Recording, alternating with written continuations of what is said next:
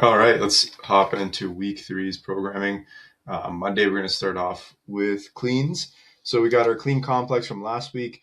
The only little change that I made was instead of one or two front squats, we got one front squat. So every week, we're going to kind of take away one of these movements, and I want you to try to get a little heavier compared to 2 weeks ago. So if you guys remember, the same complex, clean pull, one high hang clean, plus two front squats the last time, and today is just going to be one.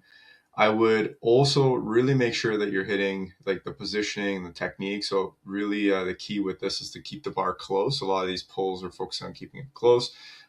Also, if we can focus on the balance in our feet, that would help you really transfer the force more efficiently throughout each of the cleans.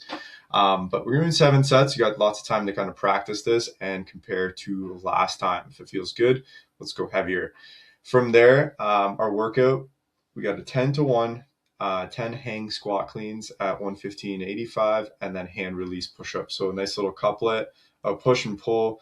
So you're going to feel like a good little pump kind of in the arms and the legs too as well. This is meant to be done nice and quick too. So when you pick the weights for your hang squat clean today, ideally you're doing them unbroken or maybe breaking it up into 2 sets, and it's only 10 minutes, so we don't want to go super heavy where we have to break this up into multiple sets. So this should be a light, kind of moderate weight where you can hang on for the majority of it. Hand release push-ups, not a ton of reps, but again, modify the progression so that you, if you needed, you break it up into 2 sets or less. You're kind of just motoring through this one in those 10 minutes. We want to keep it in that kind of short time range for this one. I guess I'm going to say you guys kind of finish around on average just around that 8 to 9 minute mark.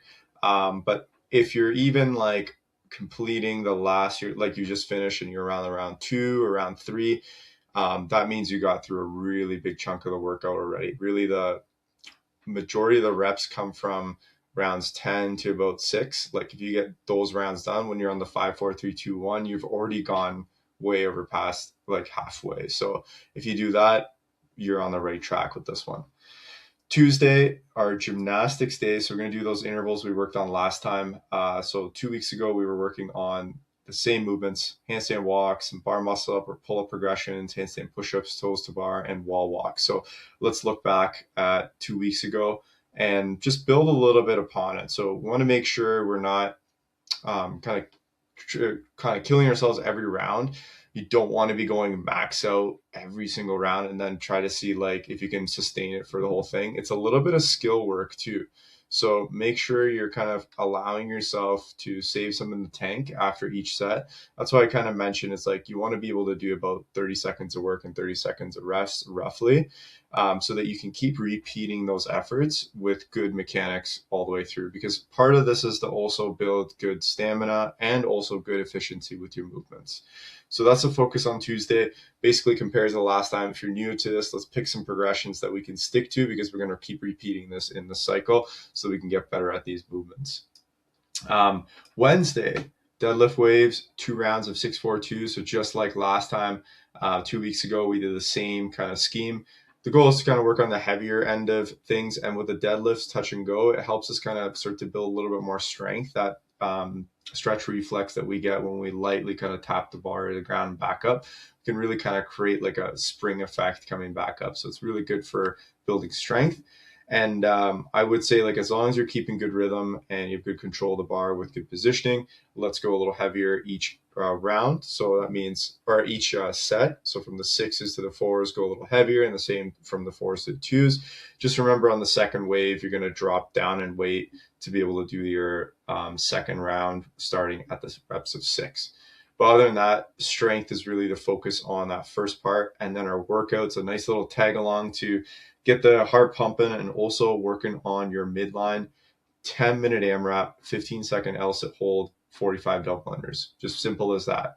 You're going to go through those 2 movements for 10 minutes, trying to get as many rounds as possible. Every second counts as a rep, and every double under counts as a rep. So Pick an ELSA progression today where you can do at least 5 seconds even when you're tired.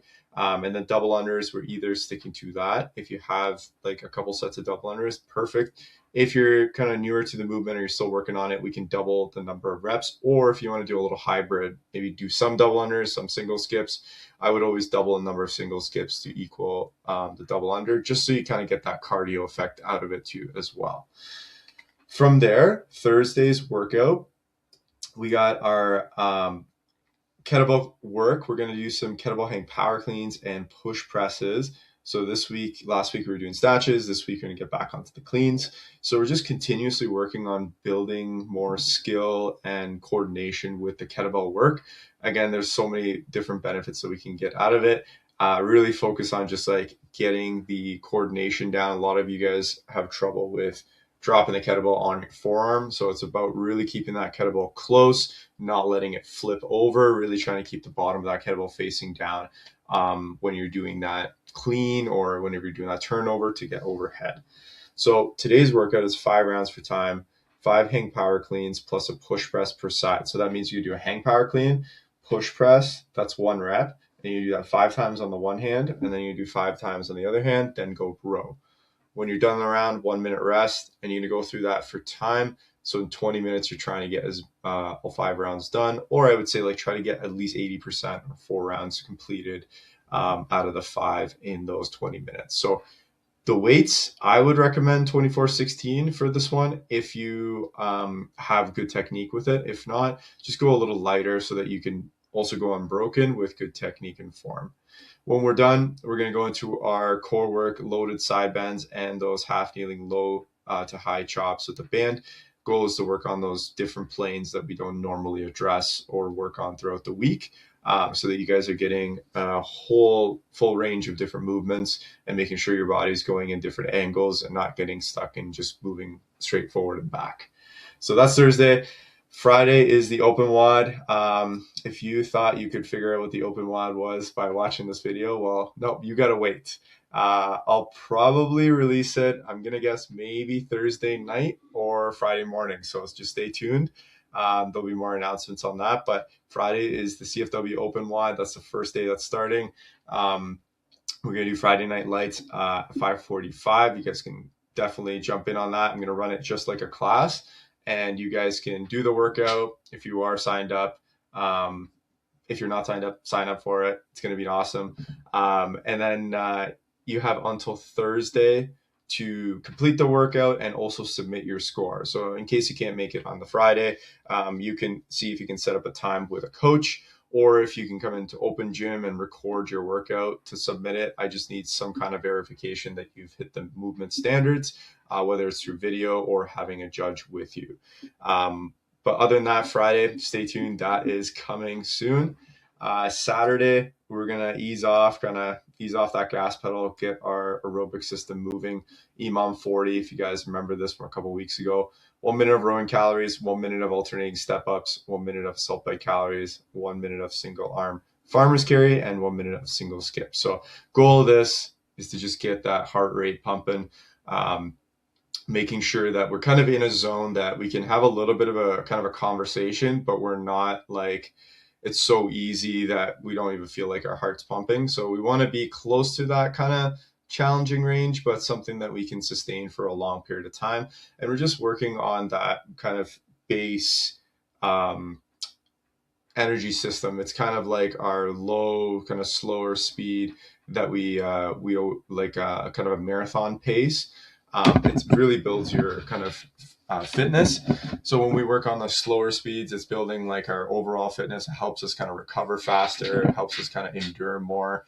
So this system is really good too as well to help you guys recover. If you're kind of hitting WODs really hard throughout the week, your nervous system's pretty taxed. This is meant to be done at a pace that kind of lets your body kind of ease off of things. Pressure's off. There's no competing or anything like that involved in it. So it's a nice way to kind of keep the movement going, but also not going like 10 out of 10 every single time.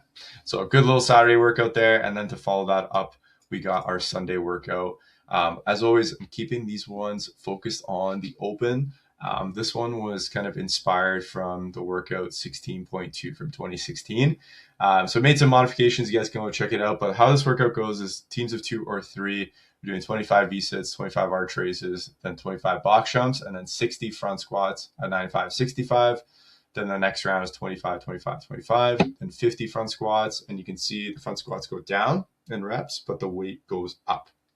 All these front squats are meant to be done from the rack.